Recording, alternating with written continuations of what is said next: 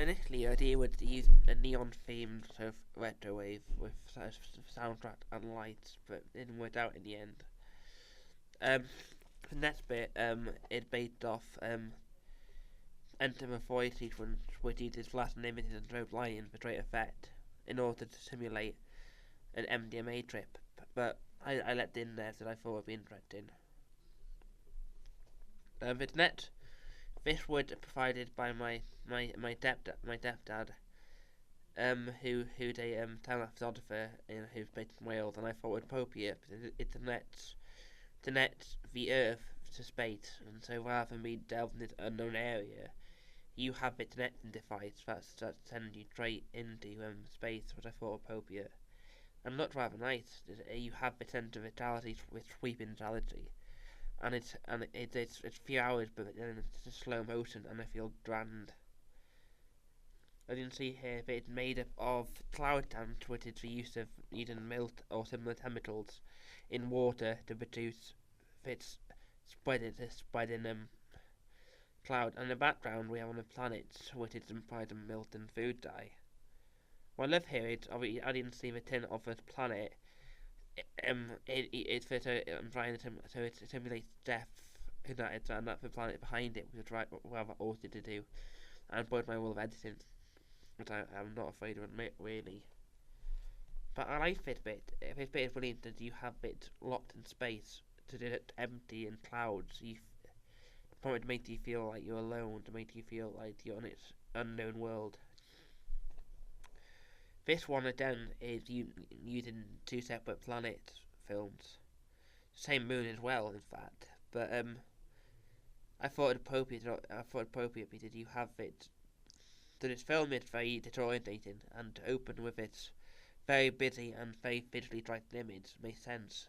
To the point, it being subdued or it being very relaxed, and it's very therapeutic as well. I haven't mentioned before, but the soundtrack used is a mixture of water, meditation. You've got Sound of Saturn, which is done by NASA Voyager, and you've got something else there who is very ethereal.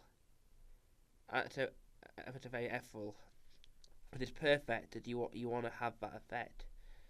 This shot I love because the black silhouette, it doesn't make it look striking. So I love it. Originally I was going to have the close up of a black silhouette and have the outer rim, but I thought it lost the impact. Having a wider image, it made it look more realistic because you have the universe around it and it's not as close up. And then we use in the background of the cloud tent here, but which is right nice. This shot was done last minute, and as you can tell by the actual dimensions of a blue planet, which didn't look that nice on it, and the movement here is a bit too twit, but I don't know. I felt like the design itself lended itself perfectly to have a bit of role in the film. But I think it's quite nice that you have very slow movement, and it's very deliberate. The dream planet itself doesn't move; it's actually a picture, which I didn't want, but it's a means for an end. In the end, this one was really fascinating to do. Because originally I had intended to use the purple overlay and not here, but because I used a close up of a planet as the overlay, for background, I didn't see now a background is changing colour, it's changing brightness, because the planet you're seeing now, it's the same effect as the planet. But this one is my favourite because as you see, I didn't see all the little rims of the planet making it look more realistic, and it adds a sense of 3D depth to the planets themselves. But this is planet here, it might even Jupiter. I would dub Jupiter's ending during production because it just felt appropriate. And I know you have a Jupiter red spot, but in this case it's very liquid, but it still suits it out nicely. This shot I think is most fitly done in, because the actual vibrancy of the main planet Earth, it's incredible. The vibrant, and that's all done epidically, which is incredible. I really feel like this hit a bit. If you had to do one shot that to tell my film, this is it. Because the one on the right, Planet Earth 2, it's so stunning. I mean, the green is so vibrant, the blue, and when you mix that with the other one with the blue and orange, you have it amazing contrast. I mean, originally I wanted to have the shadows adapt to the movement, but I didn't want to heavily edit it too much, as I thought it would lose the physicality of the whole thing. But I don't know, it feels. I feel I love how it does in little bubbles. Do you have a sense of a planet forming as well? So these down planets that have been made, a lot of some of them are being formed as you watch them. So I really enjoy. This one is my worst one out of all of them that I had to double for Moon Planet.